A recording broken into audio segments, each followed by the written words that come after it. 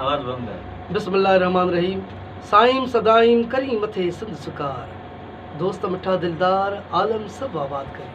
दोस्तों जी त असां ते मौजूद आहियूं कोयल स्टूडियो लारकाणो ऐं हिन कोयल स्टूडियो जो मालिक आहे असांजो तमामु क़ाबिल एतिराम तमामु प्यारो दोस्त भाउ आसिफ शेख ऐं असांजी ॿी शख़्सियत लारकाणे जी तमामु बि प्यारो दोस्त मेमन इको साउंड जो मालिक शबीर मेमन साहब। ऐं दोस्तों असांजो हिकु हिन महफ़िल जो मोर असांजो ख़ासि दोस्त ऐं जंहिंजो असां गीत बि ॿुधंदासीं, असांजो सिंध जो नौजवान, सिंध जो बहितरीनु फ़नकार, सुठे आवाज़ जो मालिक, उन सां गॾु सुठी तबियत जो मालिक ऐं असांजो तमामु क़ाबिल एतिराम भाउ ताहिर अब्बास साहब जो।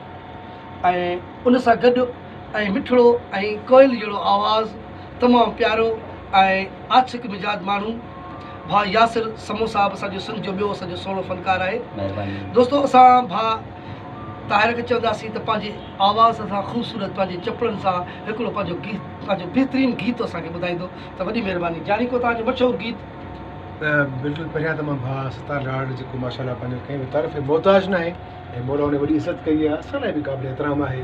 उन खां पोइ असांजो भाउ आसिफ शेख असांजो दोस्त बि आहे, भाउ बि आहे, भाउ गुलाम शबीर असांजो दोस्त बि आहे, भाउ बि आहे, ऐं यासिर हुसैन समूह असांजो नंढो भाउ बि आहे ऐं मुंहिंजो ऐं भाउ सतार जी महिरबानी आहे, मोहबत आहे, सदाईं भाउ मान ॾिनो आहे। ऐं कोयल स्टूडियो माशाल्लाह असांजो पंहिंजो स्टूडियो आहे सुबुह सो हाणे हिकिड़ो नओं टिकटॉक ते मुंहिंजो गीत हले पियो, सतार भाउ उहो तव्हांखे ॿुधायो। सिक काथे लहे थी सलाम सां, मिली वञ तूं अची हिन ग़ुलाम सां। सिक काथे लहे थी सलाम सां, मिली वञ तूं अची हिन ग़ुलाम सां। एॾो पको थी न ओ साथी, अलाए छा आहे हयात। सिक काथे लहे थी सलाम सां, मिली वञ तूं अची हिन ग़ुलाम सां।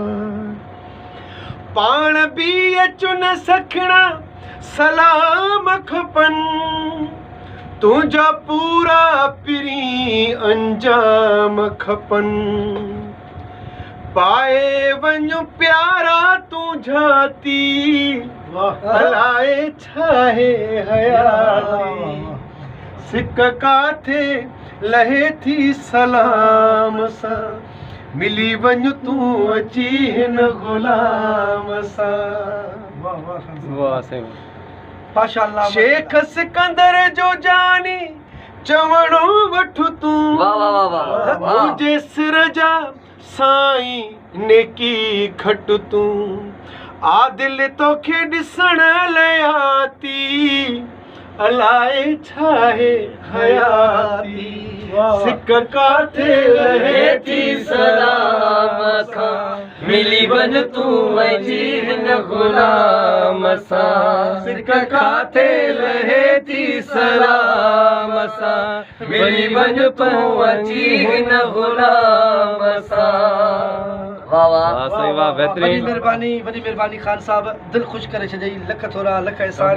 दोस्तों ही असांजो बहितरीनु वीडियो हुयो ऐं बहितरीनु शख़्सियत जो बहितरीनु सुहिणो आवाज़, ऐं उमेदु आहे त हीअ असांजो जेको वीडियो हुई तव्हांखे तमामु घणो पसंदि ईंदो। वॾी महिरबानी, लख थोरा लख एहसान। GS